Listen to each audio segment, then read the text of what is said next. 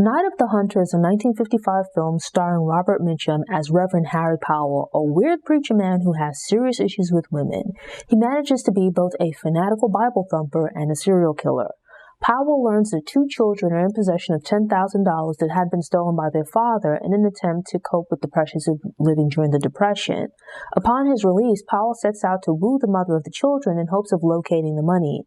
He presents himself as a pious man of the cloth, but John, the oldest of the children, quickly recognizes Powell for what he is, a cold-blooded murderer out to get what he wants by any means.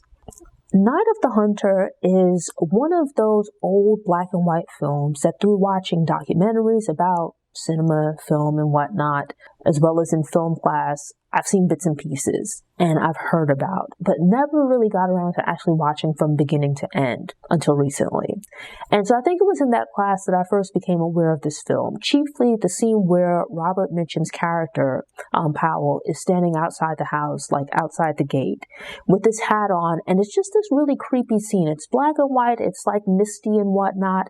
It reminds me of a similar scene, or rather a similar image from The Exorcist, where Father Damien's outside on the street. I think like they also use that image for the DVD cover and like the movie posters.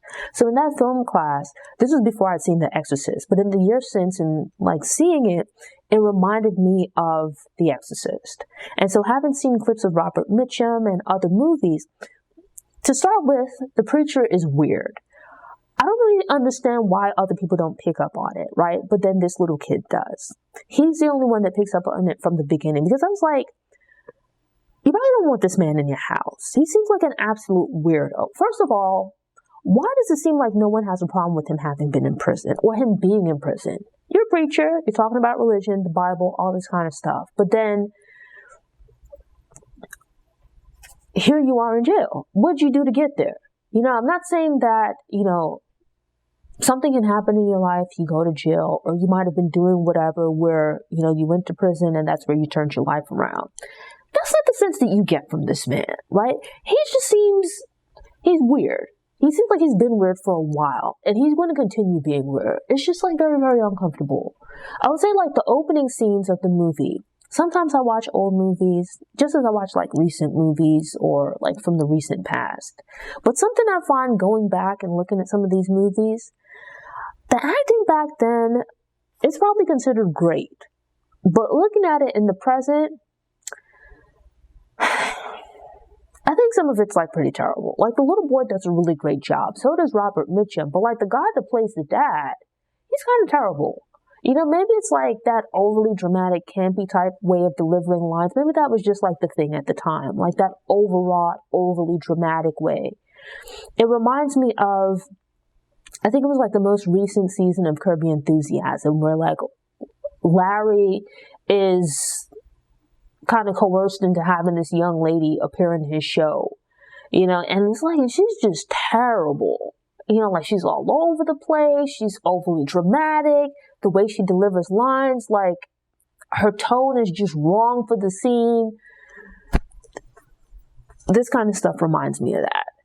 And it's just something that I noticed, like not just in this movie, but in like other films from the past, right? This like just very over the top style of acting. But anyway, here it is. You have the dad telling the son about him hiding the money, but don't tell your mom because she doesn't have any common sense. It's like, just these little things. But something that I did find pretty cool here was watching when, preacher comes up and he's speaking to the family. He has these tattoos, which is a preacher man with like tattoos on his knuckles.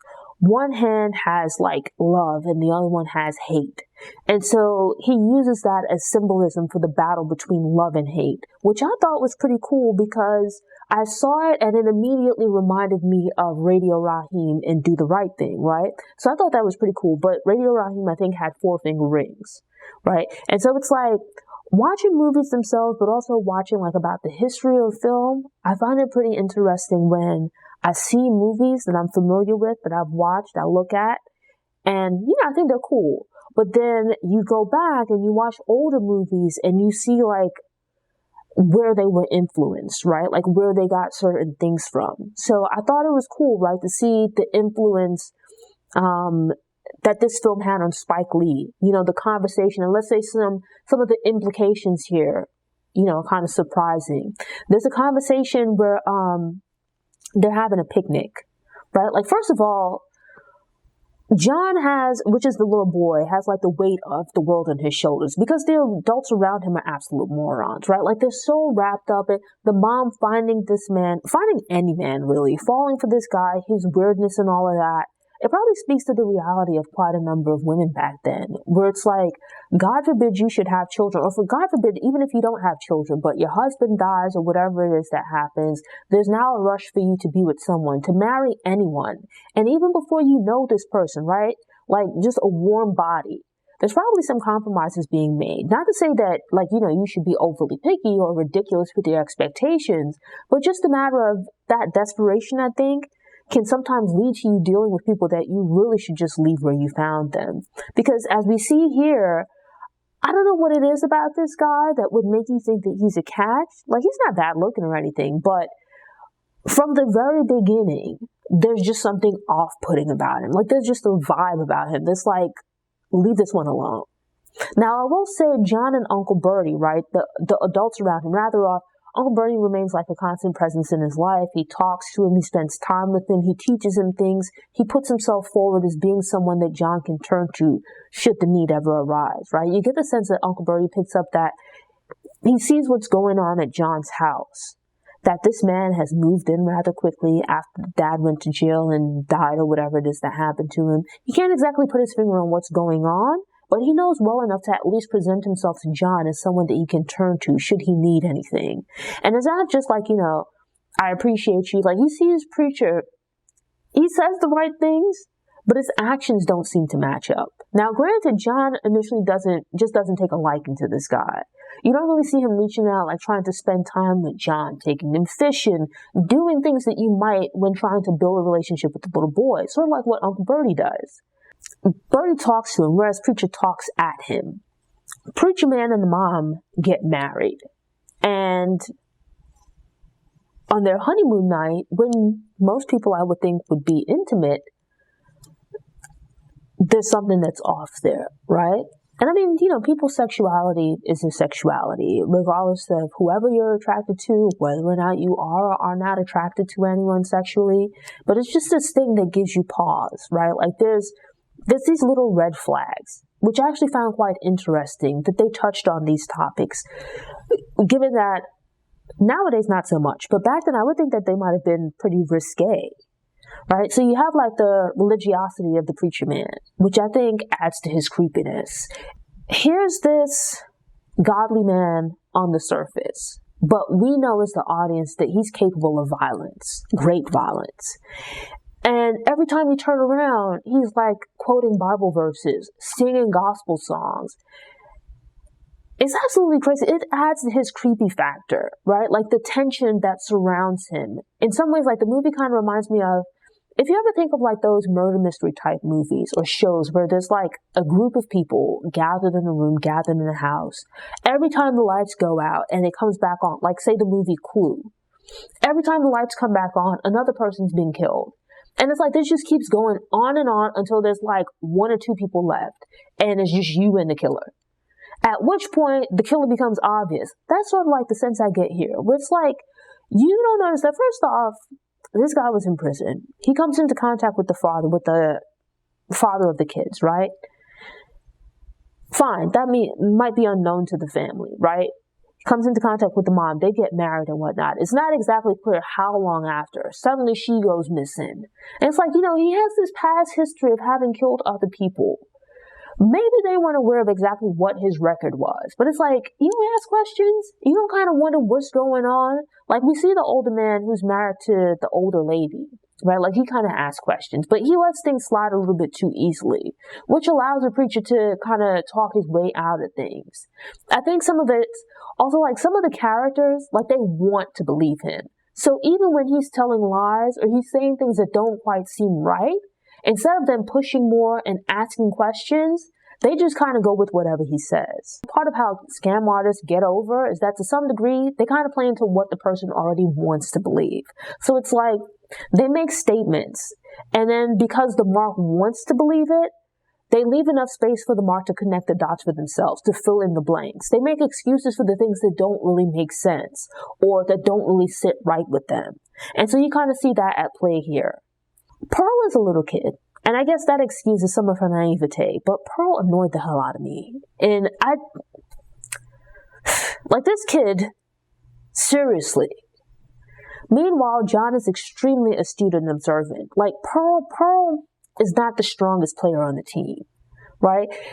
If the money is hidden in her doll, what I didn't understand was if it could be easily pulled out, and especially earlier on in the film where John is afraid of her telling Preacher where the money is, why not just take the money out and hide it somewhere else? So this way, only you know where it is, right? She no longer knows. So even if she says that the money was hidden somewhere, she wouldn't be able to lead him to it. That's one less person to worry about. That's one less weak link. And then it's like this overly dramatic thing where it's like there's a scene in which the mom kind of starts to catch on to what's going on with Preacher Man, right? She confronts him about it. And like he slaps her, which is, definitely wrong. But then it's like this overly dramatic way. Like his hand doesn't connect to her face, which is fine because I wouldn't think it would be okay if he actually slapped the actress. But his hand is like 5 miles away from her face. And there's like this loud slap.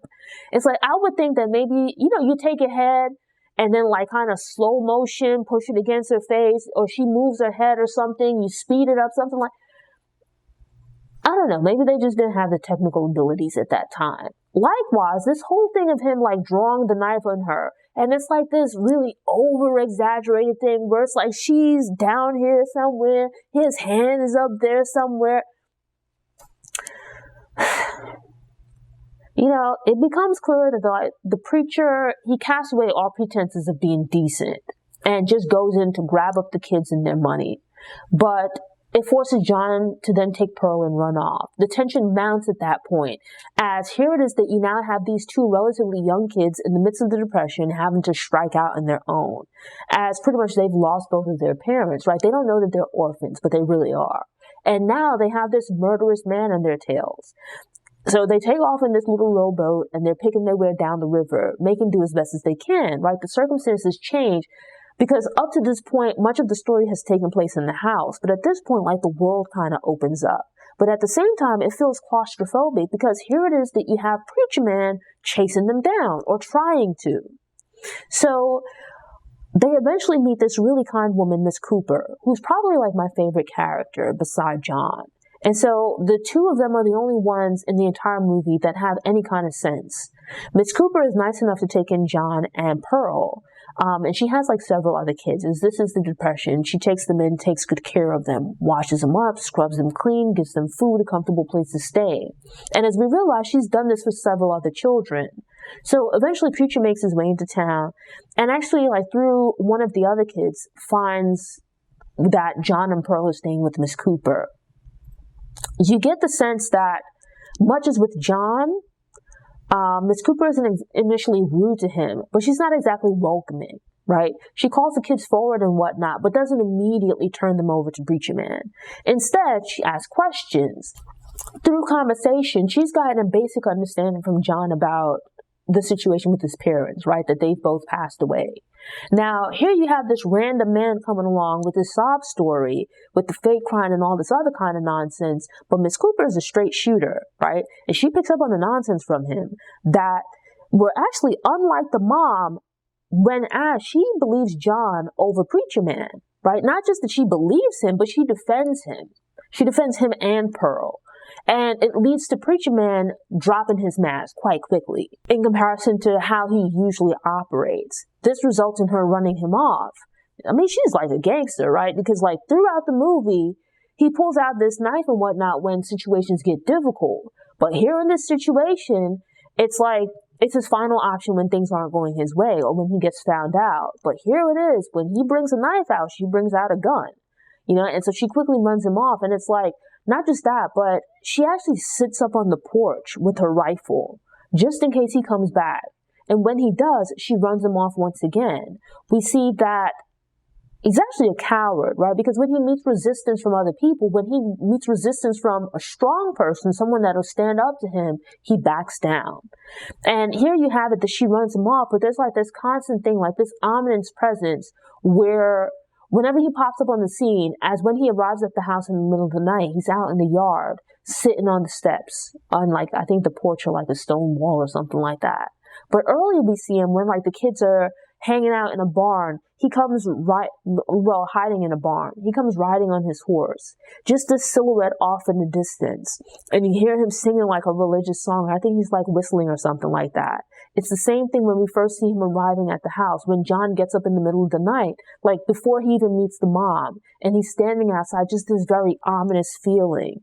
And so it's like this often repeated thing throughout the film. And so you realize, I guess, like to some degree, it's like sexist, right? That a lot of the female characters are kind of morons. It goes back to this thing of Powell killing various women, or particularly women described as, where it's like it's described as he targets women who use their sexuality to attract men. And we see that he's either like uninterested or incapable of performing in that area, as he has serious deep-seated issues with women, which I think it's kind of, given the time the movie was released, it's like an interesting thing to touch on. And as we see here, most of the female characters, they're naive, they're gullible, very taken up with men, very taken up with him. We see this with the mom, we see this with Miss Spoon, we see this with Pearl, Ruby, like they're very naive and easily led astray. Ruby, one of the other kids, is looking for attention. We don't know her backstory, but we know, she's looking for attention from the boys in the neighborhood. And when Preacher Man comes along and shows the least bit of attention to her, she becomes taken up with him. But it's actually a rather nice touch that Miss Cooper, recognizing this, when Ruby comes clean about Preacher Man, that unlike Preacher Man, who's like a religious zealot, she doesn't judge her harshly for it. She expresses some understanding, right? There was a similar scene between the mom and Preacher Man earlier in the film, but whereas he's like overbearing and self-righteous, she's not. She's kind and understanding towards Ruby. She uses the Bible story. She uses like the Bible and its stories to educate the kids, right? A way of drawing them in. Whereas Powell uses his religion to bludgeon people. He's like overwrought with it, fanatical about it. Whereas her approach to religion is quite different. It's more gentle. It's nurturing. We see that she cares about the kids. She defends the kids. And she's like one of the only female characters in the film that has a mind of her own, right? She shows real strength as a person. And she's really the only female character to see through Powell's nonsense and stand up to him. Absolutely dope movie. Thanks for tuning in. To ensure you don't miss any episodes, subscribe to the channel, click the notification bell, and check out my movie review playlist. Go ahead and click the thumbs up button if you like what you saw, and go ahead and share it on social media.